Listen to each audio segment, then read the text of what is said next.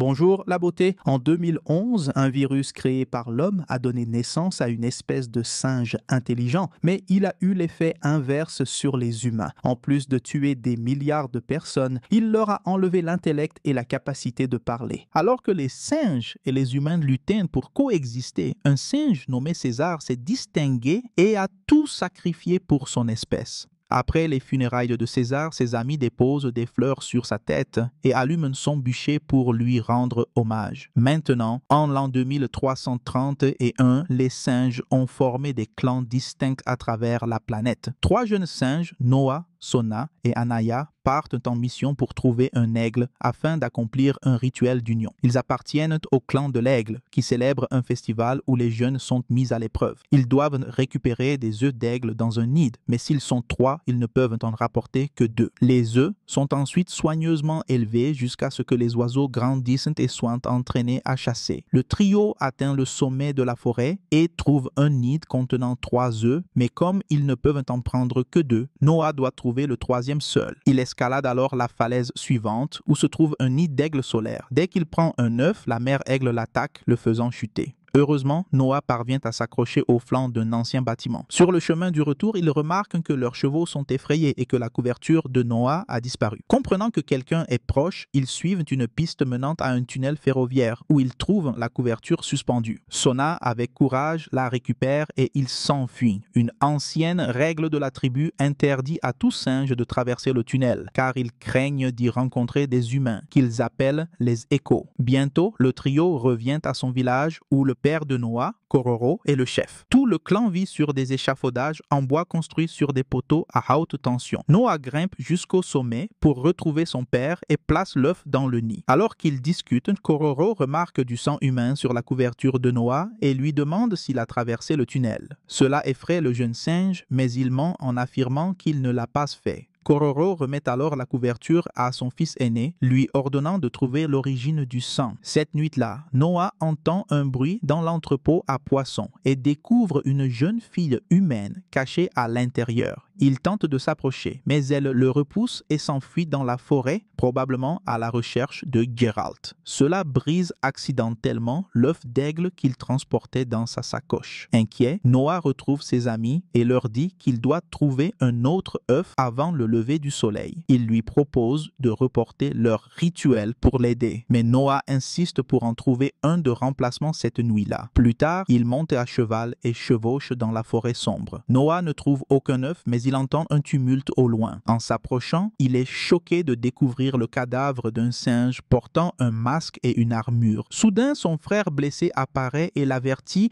que les attaquants arrivent.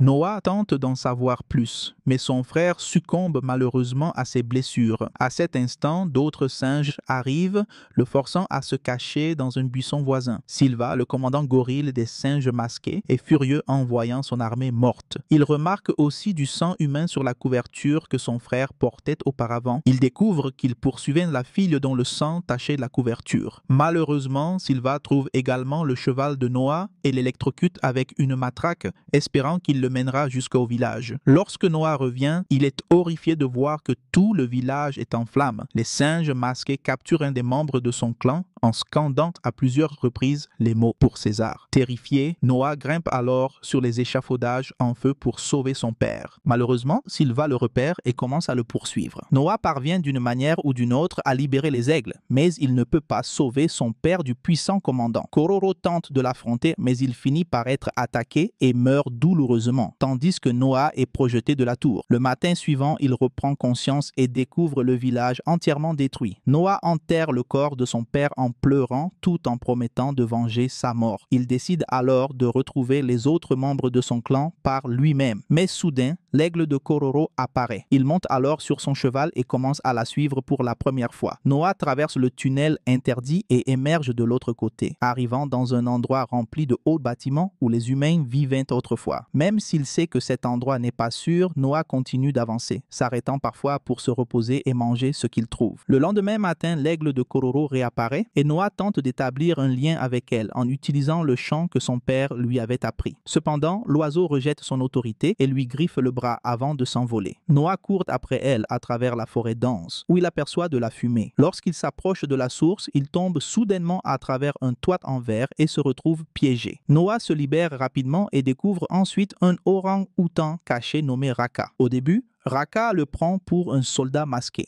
car il porte une matraque électrique, mais lorsque Noah lui raconte son histoire, Raka comprend qu'il n'est pas un ennemi. Raka révèle que sa propre tribu a récemment été détruite par les singes masqués. Il a survécu en se cachant sous la forêt, où il a construit un vaste refuge. Ensuite, Raka montre à Noah sa collection de livres, quelque chose que le jeune singe n'avait jamais vu auparavant. Il lui explique qu'il fait partie de l'ordre de César, un groupe dévoué aux enseignements du véritable César, qui servent de base à de nombreuses lois de la société des singes. Malheureusement, Raka est le seul survivant de l'ordre. Il révèle également que les singes masqués déforment les enseignements de César et servent un tyran nommé Proximus César, qui a commencé à établir ses propres lois. Raka affirme que César croyait en la force et l'unité des singes, et non dans la violence prônée par ces imposteurs. Il se remémore une époque où humains et singes coexistaient pacifiquement, une valeur chère à César. Raka décide d'aider Noah à retrouver son clan, espérant qu'il puisse également rejoindre l'ordre. Les deux rassemblent le strict nécessaire et quittent le refuge. Plus tard, dans la nuit, ils montent un campement et mangent ce qu'ils trouvent. Alors qu'ils discutent, la jeune fille réapparaît soudainement et vole 2 fruits. Noah tente de réagir avec colère, mais Raka l'en empêche, expliquant que la jeune fille a simplement faim. Il demande à Noah de lui donner une couverture pour la réchauffer. Au départ, Noah refuse, car cette couverture appartenait à sa mère, et il ne sait même pas s'il la reverra un jour. Cependant, Raka commence à parler des enseignements de César, soulignant l'importance de la compassion. Cela fait réfléchir Noah, qui finit par donner la couverture à la jeune fille. Raka la nomme alors Nova, en hommage à l'humaine dont César était autrefois l'ami. Cette nuit-là, il passe devant un observatoire. Noah regarde les étoiles à travers un télescope et la jeune fille fait de même, réagissant avec le même émerveillement. Le lendemain, les singes poursuivent leur voyage et la jeune fille décide de les suivre. Peu après, ils arrivent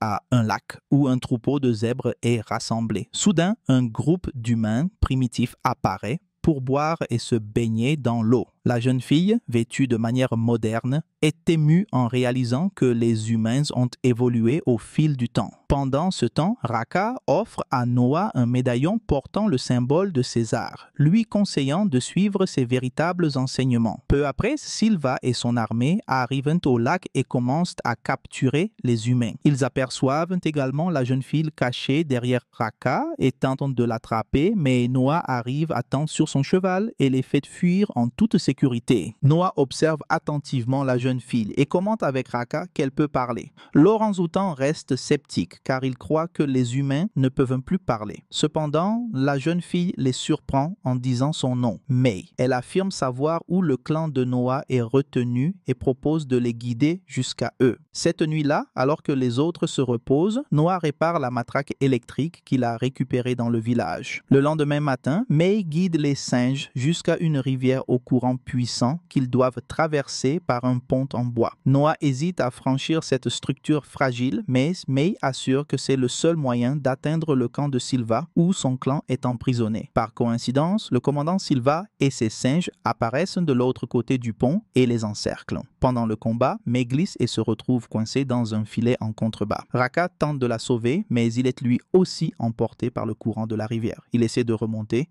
mais Silva capture Noah et May. Avant d'être emporté par l'eau, Raka rappelle à Noah la devise de César. Singe uni force. Après cela, Silva emmène Noah et May jusqu'à un camp situé sur un navire rouillé près de la côte, à proximité d'un immense coffre que leur chef, Proximus, tente d'ouvrir depuis longtemps. À son arrivée, Noah retrouve sa mère et ses amis, Sona et Anaya. Ils s'étreignent et pleurent, soulagés de se revoir après tout ce temps. Pendant ce temps, May est conduite dans une salle où elle rencontre Travon, un humain qui parle également. Il lui explique qu'il s'est volontairement soumis à Proximus, convaincu que l'ère de la domination humaine sur la Terre est révolue. Il révèle aussi qu'il est le créateur de la matraque électrique. Travon lit des livres d'histoire pour Proximus, qui, à travers ses textes, a déformé les enseignements de César afin de dominer les humains. À l'extérieur, Proximus et ses singes tentent d'ouvrir le coffre laissé par les humains des siècles auparavant. Ils utilisent de la poudre, des chaînes et divers outils, mais la porte reste fermée. Travon avertit May que si Proximus parvient à ouvrir le coffre, il accédera à des armes et à une technologie qui lui permettront de bâtir un empire de singes et d'éradiquer les humains. Plus tard, Proximus invite Noah et May à dîner avec lui. Il parle d'évolution, affirmant que la technologie enfermée dans le coffre lui permettra de transcender les singes et d'égaler les humains. Proximus tente de convaincre Noah que les humains sont intelligents et représentent une menace pour les singes. Il veut que Noah se range à ses côtés, car il est assez intelligent pour réparer la matraque électrique. Proximus met May sous pression pour qu'elle révèle son véritable objectif, mais elle refuse. Après le dîner, Noah s'adresse à l'aigle de son père, exprimant ses doutes quant à la libération de son clan. Alors qu'il commence à perdre espoir, le collier de Raka lui rappelle les enseignements de César et l'injustice du règne de Proximus. L'aigle perçoit alors la détermination de Noah et vient se poser sur sa main, prêt à l'aider à combattre pour son clan. Plus tard, Noah confronte May au sujet de ses mensonges et lui demande ce qu'elle veut réellement du coffre. May explique qu'elle recherche quelque chose de semblable à un livre qui pourrait restaurer la capacité de parole des humains. Elle raconte qu'un virus créé par les humains a rendu les singes intelligents, mais a privé les humains de la parole. May comprend l'importance du travail d'équipe et avoue qu'elle connaît le chemin menant au coffre. Le lendemain, ils rejoignent Sona et Anaya pour escalader la colline qui y mène. Le plan est de saboter le contenu du coffre en l'inondant, le rendant ainsi inutile pour Proximus. Alors qu'ils répandent de la poudre sous un radeau bloquant l'eau, Travon les surprend et découvre leur plan. Il leur annonce que leurs efforts sont vains car personne n'a jamais vaincu Proximus. May tente de le convaincre de se rallier à leur cause, mais Travon a perdu foi en l'humanité et compte informer Proximus de leur projet. N'ayant pas le choix, May étrangle Travon jusqu'à la mort et jette son corps dans l'eau. Après avoir placé des explosifs autour du barrage, Noah grimpe la colline avec la jeune humaine sur son dos. Le groupe atteint rapidement une ancienne entrée qui fournissait de l'air au coffre. En entrant, ils découvrent que l'endroit est complètement vide. May active le coffre et cherche son livre qu'elle trouve dans une armoire secrète. Le livre est une clé de déchiffrage permettant d'activer un système de satellite. Pendant ce temps, Noah et ses amis explorent le coffre et s'émerveillent. Ils trouvent des livres contenant des images d'humains emprisonnant des singes, ce qui ébranle la conviction de Noah selon laquelle humains et singes ont coexisté pacifiquement. Ils tentent d'en parler avec May, mais ils sont interrompus par les singes de Proximus. Le lieutenant de Proximus attrape rapidement Sona et place un couteau sur sa gorge, exigeant que May révèle ses véritables intentions. À sa grande surprise, elle sort une arme qu'elle a trouvée avec le livre et l'abat. Elle déclenche ensuite les explosifs, inondant tout le campement. Le chaos s'installe alors que les singes de Proximus tentent d'échapper à la montée des Yeux, tandis que le clan de l'aigle grimpe vers un lieu sûr. Pendant ce temps, Silva poursuit Noah alors qu'ils luttent tous deux pour leur survie. Un combat féroce éclate, mais le jeune singe parvient à s'échapper par un petit espace entre les conduits. Le grand gorille tente aussi de passer, mais il se retrouve coincé et finit par se noyer. Après avoir échappé de justesse à la mort, Noah s'échappe du coffre de la même manière qu'il y était entré et rejoint les survivants de son clan. Mais alors qu'ils pensent être en sécurité, Proximus les rattrape et attaque Noah. Il projette violemment le jeune singe au sol à plusieurs reprises, le laissant presque morte. Proximus tente de forcer Noah et son clan à s'agenouiller devant lui, prévoyant de les exécuter ensuite. Mais, contre toute attente, Noah rassemble ses dernières forces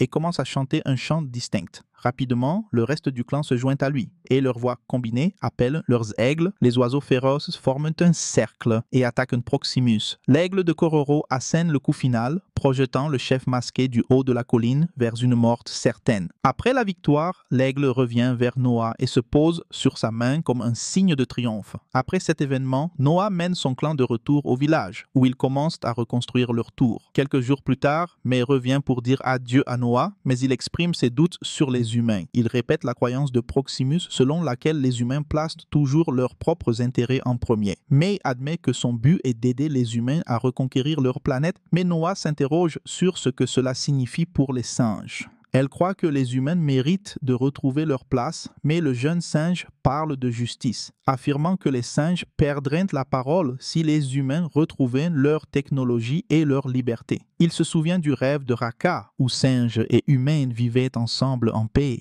et se demande si cela pourrait un jour devenir réalité. Les paroles de Noah touchent May et elle range l'arme qu'elle cachait. En vérité, elle était venue pour le tuer, mais elle a changé d'avis en reconnaissant l'intelligence de Noah et son potentiel pour préserver le royaume des singes. Avant de se quitter, Noah lui offre le médaillon portant le symbole de César et lui rappelle à quel point il est spécial. May le remercie pour ce cadeau et se rend à une base de satellite où elle retrouve d'autres humains. Là, elle est accueillie par une femme nommée Corina. May remet la clé de déchiffrage que Corina et son équipe utilisent pour activer un réseau de satellites, permettant ainsi d'entrer en contact avec d'autres survivants humains à travers le monde. Noah emmène Sona à l'observatoire où ils utilisent un télescope pour admirer les merveilles du ciel. Ainsi se termine La planète des singes, le nouveau royaume, film de science-fiction de 2024, et je vous attends dans la prochaine vidéo.